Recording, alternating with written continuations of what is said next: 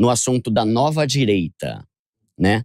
Qual que é a diferença do partido Missão para um partido, por exemplo, como um PL ou como o Novo, por exemplo?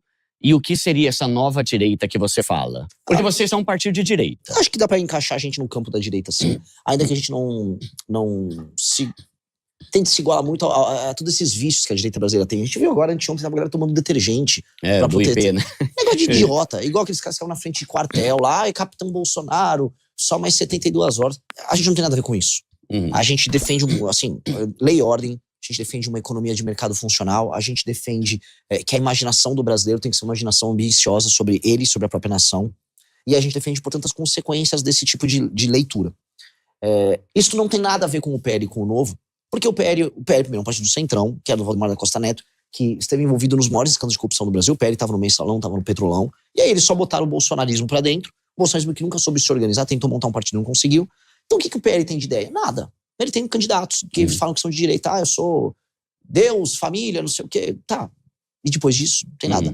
Partido Novo, ele surge como uma ideia de ser uma direita liberal, com perfil talvez... É um perfil pro-business, tecnocrático, a época do Amoedo. Aquilo era um pouco oco do ponto de vista ideológico. Por mais que a premissa fosse até necessária. O Brasil tem que ser mais amigável com quem quer trabalhar e quer produzir. Ele é obrigado a fazer isso. Mas o partido não teve força e foi tomado por bolsonaristas. Aí hoje o Partido Novo é um partido bolsonarista pintado de laranja. Agora você pergunta, qual é a visão do Novo pro Brasil? Não existe muito visão do Novo pro Brasil. Não, assim como não existe visão do PL, nem visão do bolsonarismo. O meu problema com essas pessoas é que eles têm chavões. É um monte de chavão. Agora, quando você tira o chavão, o que é o Brasil que eles imaginam daqui a 30 anos? Eles não sabem. Se você perguntar, vamos falar da história do Brasil. Qual o problema do modelo de sociedade que nós temos há 300, 400 anos, que impera até hoje, que faz com que a gente não se desenvolva? A relação disso com a corrupção. Não tem, porque eles não têm leitura. E esse é o saco, sabe? Existe uma preguiça de quem tá na política em tentar entender o que é o Brasil, o que foi o Brasil e o que o Brasil pode ser. E aí você não consegue, você não sabe o que você não sabe a sua história, você não consegue entender onde você tá. Você não sabendo direito onde você tá, você não sabe onde você quer ir. Então esses caras, porque eles ficam, olha só, temos que tirar o Xandão de lá. Beleza, o Xandão é um problema, mas o STF é um problema a partir de 2012. Julgamento dos embargos infringentes do Mensalão, foi ali que ele começa a sair da caixinha. 2012.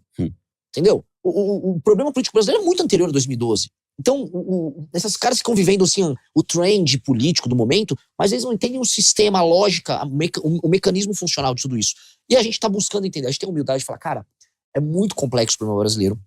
Pessoas inteligentíssimas da direita e da esquerda já tentaram entender. Então, se eu vou pegar a fundação, por exemplo, do PT, existia o Raimundo Faoro, que é um dos homens que mais tentou entender a história e a política do Brasil, e o Sérgio Buarque de Holanda, mesma coisa.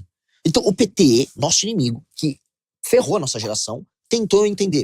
Você vai pegar autores, você vai pegar o UDN. A UDN, que foi um partido mais à direita, com o Carlos Lacerda, o UDN tentou entender, criar uma espécie de um liberalismo urbano aristocrático como uma resposta a um país que estava num processo de crescimento desordenado. A UDN tinha leitura sobre o Brasil. Então, muita gente no passado tentou construir algo, e a gente tem que olhar com humildade e falar, cara, a gente tem que tentar fazer essas mesmas leituras pra gente entender o problema brasileiro e tentar resolver ele. Ficar só no chavão, que é o problema da direita, que é te respondendo bem, não vai levar a nada. Por isso que os caras estão tomando detergente, por isso que o Nicolas estava vendendo Havaianas ontem. Olha só, se você não gosta das Havaianas, que são de esquerda, compre o meu chinelo, que chama o pé direito. Pô, cara, é isso? Tirar uma grana em cima de meme? Eu acho tosco. Tá, então, você diria que a sua ideia de nova direita tem a ver com ser uma direita com base nos princípios da direita e não ficar atrás do Bolsonaro? Que seria o chavão? Porque tem essa polarização, né? Esquerda é Lula, direita é Bolsonaro. E na cabeça do povo, não existe um cara de direita que não seja fã do Bolsonaro, sendo que na verdade existe. Acho que, a grosso modo, acho que eu vou concordar com você. Porque, no fundo, o que eu quero dizer é assim, eu nem me importo muito com o termo direita. Eu quero ter um país que nos próximos 30 anos não tenha mais favela, que a ideia de favela deixe de existir.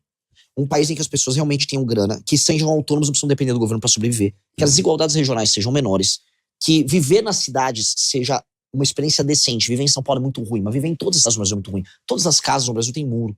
Isso não deveria ser normal. Todas as janelas precisam ter um gradil de metal. Você não consegue nem abrir a sua janela. Você tem que ter uma grade de metal porque você vai ser roubado. as ruas são mal arborizadas, as escolas são ruins, nós não temos tecnologia, os produtos no Brasil são caros. Então, a experiência de viver no Brasil é toda errada. Eu quero corrigir tudo isso em 30 anos. Como a gente faz para ter isso em 30 anos? Aí a gente vai adotando as políticas daqui até esse momento ótimo, tudo que nós precisamos fazer para tornar o Brasil o país que a gente quer. As medidas que a gente está falando para resolver isso são medidas que classicamente se encaixam no pensamento de direita. Mas tem medidas que não. Eu vou dar um exemplo. A gente não concorda com o modelo brasileiro, mas o modelo, o princípio da subsidiariedade, como se dá na maior parte das nações ocidentais, em que o ente municipal, o ente federativo, uma cidade, ela tenha tanta autonomia para gerir os recursos, mesmo não tendo ela própria criado os recursos. Então, o município que não tem arrecadação, o prefeito meio que faz o que quiser. Então, o dinheiro não é dele, ele faz o que quiser, não melhora a vida da pessoa lá e ainda se reelege. Eu acho que não.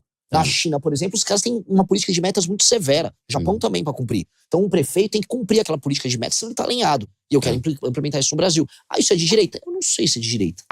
Eu não sei se é de direita. Eu sei que funciona. É que às vezes fica até difícil você definir quais são os princípios, os pilares da direita e da esquerda, uma vez que sempre se relaciona com uma pessoa e não com ideias, Exato. O Bolsomito e o Lula roubou meu coração, né?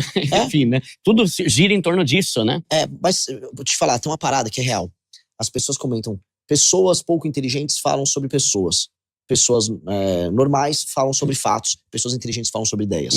Que é você sair do pessoal, ir para o fato e depois ir para a abstração. As pessoas mais inteligentes estão sempre falando de abstração. As pessoas mais simples vão tratar de pessoas. Então eles acham que a política é tipo Bolsonaro e Lula tão bravos um com o outro. Eu não gosto de você, eu gosto do Brasil e você não gosta. E essa é uma forma muito simples, tipo aquela novela das frutas, que tem sempre um vilão muito claro e um mocinho muito claro. A realidade não é assim. E esse é um problema. Mas aí tem um ponto também, que eu acho muito legal essa reflexão, né, de pessoas falando sobre pessoas, ou sobre ideias, ou sobre... Mas engaja mais você falar mal dos outros, né? Engaja, mas isso que é fogo. Tipo, você entra no Instagram, é o pessoal da direita metendo pau na esquerda, é o pessoal da esquerda metendo pau na direita, e ninguém fala sobre ideia nenhuma. Tipo, não, tá, mas você aí, fulano, qual que é o teu plano pra mudar o Brasil? Porque o Boulos é não sei o que lá. Aí já vê o Boulos, olha o que o Nicolas falou. Caramba, mas os próprios políticos ficam só falando mal um do outro, e você não vê ideia e tal. Mas e o Brasil? Você vai fazer o quê, filho, né? É meio ruim isso, porque isso viraliza mais, Mas né? lógico, esse é o problema. Primo pobre pra presidente, hein, meu? Olha lá. Eu nunca falei mal do primo rico, por exemplo. Aí, ó. Mas esse é um problemaço. Porque você consegue audiência e você consegue crescimento trazendo proposta. Aí você fala, não, mas ninguém liga. As pessoas ligam pra imaginação. Assim, ó, eu acho deplorável uma parte daqueles coaches a la Pablo Marçal. Agora, como é que esse cara cresce? Ele dá uma imaginação. Ele faz a pessoa se imaginar numa posição, por exemplo, de riqueza. Por mais que eu não concorde no que ele tá fazendo, ele tá trabalhando um outro elemento, que é a imaginação. Eu quero trabalhar esse elemento, porque as grandes lideranças, elas trabalham a imaginação. Então, eu falo, você tentou imaginar um país que uma criança sai da sua sala, da sala da sua casa, que é uma casa em que os dois pais estão presentes, ela vai pra rua, a casa dela não teve um muro, o bairro dela é uma antiga favela que virou um bairro, ela anda pelaquela rua arborizada sem ter medo de ser assaltada, chega numa boa escola, ela vai ser bem tratada naquela escola, vai ser bem alimentada naquela escola, não vai ter o cara do tráfico tentando aliciar ela. E aí, quando ela retornar pra casa dela, ela vai encontrar a mãe ou o pai dela que voltaram seguros do trabalho e vai ter um dia estável e normal, não vai ter visto uma pichação na rua, não vai ter visto uma sujeira, vai estar tudo funcionando normalmente. Essa imaginação, pra gente, parece uma coisa prosaica. Pra maior parte dos brasileiros que vivem numa cidade ou num aglomeramento urbano razoável, de tamanho razoável, com mais de 60 mil habitantes, isto é impossível. A experiência dessa criança, ela é um horror. Ela mora num lugar podre, a rua dela toda suja, não tem esgoto na rua dela, em boa parte dos lugares. A escola é um lugar perigoso, a escola é um lugar tenso, a qualidade da escola é ruim, e a casa dela é um lugar insalubre, muitas vezes, com uma relação paternal complicada. Então, se você olhar que a experiência diária de uma criança no Brasil é essa, e que é uma droga, desculpe, é uma merda, e que vai gerar um cidadão frustrado, triste, tenso, pouco produtivo, e quando eu proponho pra ele, imagina que não precisa ser assim. Eu tô dando um horizonte. A pessoa fala, eu quero viver nesse país que esse maluco falou. O país que esse cara tá falando é um país legal. Legal, então chegamos a um ponto. Vamos agora construir esse país? Pra se a criança conseguir andar na rua, tem que destruir o crime organizado. Pra casa dela ser decente, eu preciso favelizar. Eu preciso investir em saneamento básico. Pra investir em saneamento básico, eu preciso fazer os cortes de gasto na parte orçamentária fiscal do governo para sobrar espaço para investimento. Para eu mexer na escola dela, eu vou ter que mexer com o lobby do sindicato dos professores. Então, todas as políticas estão atreladas a esse Brasil que precisa fazer. O que eu vou fazer é só imaginação. Vou bater nos outros no caminho? Vou. Porque preciso. Porque eu não preciso só por questões eleitorais. Precisa porque quando tá errado, você tem que confrontar. Mas não pode ser só isso. Minha política não pode ser, estou indo na eleição que eu tenho que derrotar o lulismo e o bolsonarismo. Não, não é. Eu tenho um sonho aqui, e meu sonho é muito melhor do que esses caras estão impedindo a gente de chegar no sonho. Aí entra o confronto. Confronto tem que ser condicionado ao seu sonho. É pelo menos o que eu acredito. Tá, boa. E vamos pensar aqui, Renan, quais são os principais projetos? Você deve ter 1 milhão de sonhos, que falta 1 milhão de coisas para melhorar o Brasil, né? Mas pensando nos pontos principais, quais são os que você vai mais se empenhar em melhorar no Brasil e como? Por ordem do que precisa ser feito. Vamos colocar aí. Pensa assim, você já viu aquela coisa dos pirâmides de Maslow, que são a pirâmide das necessidades humanas? Isso. E embaixo é tipo sobrevivência. Que é basicamente assim, você não ser devorado por um bicho na pradaria, você não morrer de fome, você cuidar das suas necessidades fisiológicas. Então, o que é o básico? Eu tenho que destruir o crime organizado, porque as pessoas têm medo de andar na rua. Tá, então segurança é o principal. É o básico, sem segurança eu não resolvo nada. Tá. A maior parte das pessoas que vivem em áreas que precisam de ajuda, as pessoas pobres, essas áreas estão tomadas pelo crime. Então o Estado não consegue interferir a contento porque tem um bandido armado ali. Eu preciso destruir o bandido armado. Eu preciso fazer as pessoas pararem de ter medo. Isso precisa ser feito rápido. E você acha que esse, além de ser o mais importante, é o mais difícil? Não. Não? A real não é difícil destruir o crime organizado. É bem mais fácil do que a gente imagina. O problema é que a gente se esforça em perder pro crime organizado. O problema é que a gente não tem leis, a gente montou todo um sistema penal que facilita o cometimento de crime, facilita o bandido ser reincidente, ir pra cadeia e voltar. Na maior parte dos casos ele nem pego facilita o menor entrar pro crime. A gente facilita tudo. E facilita a existência dessas facções. Então nós temos que alterar, do ponto de vista nacional, os marcos legais na legislação penal, lei de execuções penais, e passar o que a gente chama de direito penal do inimigo, que é um instrumento que isola, faz um corte em quem é o que a gente chama de inimigo, que são os membros das facções, que eles dispõem de menos direitos de defesa, e aí o Estado vai pra cima deles, destrói esses caras. Paralelamente, nós precisamos aí, assim, uma reforma econômica que permita a gente baixar os juros e baixar as alíquotas de impostos no médio prazo. Tá. E aí você começa a ter um influxo de investimentos maior no Brasil. Mas tem como diminuir imposto? Tem. Não tem, assim, candidato que vier aqui, fala pra você que dá pra diminuir o imposto na hora, tá mentindo. Tá. É picaretagem. Por quê? Porque o Brasil, a relação dívida-PIB, ou seja, o percentual que a dívida nossa tem com relação ao PIB, que é tudo que a gente produz, tá aumentando muito. Então a gente tá indo pra uma escalada de quebra, de calote. Então a situação fiscal, a situação de grana, de gestão de grana do Brasil, tá muito ruim. Então o que a gente precisa fazer? A gente precisa diminuir os gastos. Quando você diminui os gastos, você consegue suprir as despesas, você contrai menos dívida, você consegue pagar a própria dívida, a curva da dívida diminui. Tá. Ao fazer isso, a expectativa de que você vai conseguir pagar suas dívidas. Você é um mestre nisso, né? Você está trabalhando muito nessa área de fazer as pessoas entenderem vamos dizer, a própria matemática financeira da própria vida. Se a pessoa ela se torna um bom pagador, ou ela tem a expectativa de se tornar um bom pagador, ela tende a contrair dívida com agentes que vão cobrar um juros menor dela. Se a perspectiva dela ser um mau pagador, ela vai cair na mão de um agiota, que é o único que vai querer emprestar para uma pessoa de alto risco. Essa é a lógica que funciona com o governo. Então, se o governo está com a dívida dele aumentando, a relação dívida-PIB está subindo, significa que ele vai dar calote. Aí para ele conseguir rolar a dívida dele, ele tem que pagar um juros muito alto, senão ninguém quer rolar. E cada vez o buraco fica mais profundo. E aí você entra nesse ciclo. Para resolver isso é só cortando despesa. Então a maior causadora do tanto de dívida que o Brasil tem é o tanto de despesa pública. Exato. Que envolve tudo. Especialmente o que a gente chama de despesa obrigatória. Que seria o quê? Despesas obrigatórias são despesas que você não consegue alterar. Assim, o presidente não fala, eu vou gastar um pouco menos agora com isso aqui, com isso aqui, isso aqui. Na verdade, a maior parte do orçamento brasileiro, ela é de despesa obrigatória. Renan, o que é uma despesa obrigatória? Você é obrigado a gastar um determinado percentual, não importa quanto, da sua arrecadação com educação. Não importa quanto com saúde. Outras coisas são direito adquirido. Quando uma pessoa pega uma aposentadoria, ela tem um direito adquirido. Você vai ter que pagar aquela aposentadoria. E ela aumenta a quantidade todo ano. Então, E aí ainda os gatilhos que existem para você fazer as correções dos valores serem pagos também são automáticos. Então, aquele valor sobe e você não controla. Foi um modelo brasileiro estúpido que foi criado. Aí a pessoa fala, mas Renan, são nossos direitos. Cara, nenhum lugar do mundo é tão maluco quanto o Brasil.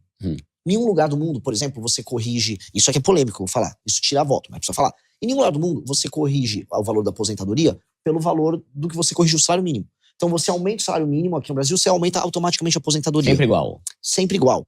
O percentual que aumenta. Se aumentou R$1 aqui, você vai aumentar cada R$1 que você aumenta no salário mínimo são 430 milhões a mais de despesa. Então, se você aumenta R$100, a coisa vai dar dezenas de milhões. Então, essa trajetória, portanto, ela é uma trajetória que vai aumentando os gastos sem você conseguir controlar. O que a gente precisa fazer é quebrar os gatilhos que vão aumentando esses gastos o tempo todo, que aí essa despesa obrigatória diminui. Que esse é o problema. O grande problema do Brasil é esse. É uma despesa obrigatória descontrolada. E tudo isso é colocado na Constituição. Então, para você mexer na maior parte dessas coisas, você tem que mexer na Constituição. Foi um modelo horroroso que a gente criou, que não é igual a quase nenhum lugar no mundo. Eu fui apresentar um modelo brasileiro para um americano que trabalhava com orçamento na Casa Branca. Um jovem brilhante, chama Sam. Brilhante. Ele me falou, cara, eu estudo orçamentos nacionais, vocês têm o pior do mundo. Eu nunca vi uma coisa dessa. E porque assim, em um lugar, a partir que todos os gastos são obrigatórios, o presidente não faz nada. Que é o caso brasileiro. O presidente não consegue executar nada. Ele não consegue investir, ele não consegue ter um plano. Porque todos os gastos estão amarrados. E aí, quem controla esse gasto amarrado? Em geral, os sindicatos, as organizações do funcionalismo, que já estão amarradas ali, não querem mexer nisso. Então, isso aí fez com que o Estado brasileiro não funcione. O Estado brasileiro é um Estado que não é funcional. E eu acho que esse é um problema que precisa ser mexido. Se a gente mexe nessas despesas obrigatórias, racionaliza elas, aí vai sobrar espaço para quê? Para duas coisas. O governo investir. Porque, novamente, se você diminui a despesa e aí você tem uma arrecadação a mais, uma parte desse valor vai pagando a dívida e outra parte desse valor, ele fica direcionado a você investir em várias áreas. E aí entra uma parte, a gente pode arrumar nossa infraestrutura com isso. Só que tem ainda um outro efeito. Se o governo ficar com fama de bom pagador, os juros caem. Com os juros caindo, o que acontece com o investidor? Todo investidor, até um investidor humilde, ele investe. Em vez de ele comprar título do tesouro, ele começa a investir na bolsa. Ele começa a investir em ações, começa a valer mais a pena você investir em ações. Um cara que é um capitalista, um cara que é um banqueiro, vamos colocar aí, ou um investidor, ele fala, vou botar minha grana em título do tesouro ou eu vou construir uma fábrica. Porque os juros mais baixos permitem isso. E do outro lado, você consegue também fazer uma curva de queda dos impostos. Porque se os seus gastos não são tão grandes e você tem uma economia ficando mais quente, você arrecada mais sem a despesa crescer tanto. Logo, você pode baixar o imposto. Que é isso que eu quero fazer. Fala, meus queridos, aqui quem fala é o Alan do canal Inevitável Cortes, e no meu segundo mês postando cortes aqui no YouTube de figuras do Partido Missão e do MBL, eu faturei cerca de R$25 mil, ou um pouquinho mais de $4 mil. E se você tem interesse em estar criando o seu próprio canal de cortes, eu preparei um treinamento 100% focado, mostrando o passo a passo para você estar conseguindo fazer seus cortes de figuras do Partido Missão e do MBL. Para acessar o treinamento é só clicar no primeiro link da descrição ou ler o QR Code que está aparecendo aqui no meio da tela agora. E se você gostou desse vídeo, não se esqueça de deixar o like e se inscrever no canal. Te vejo no próximo vídeo.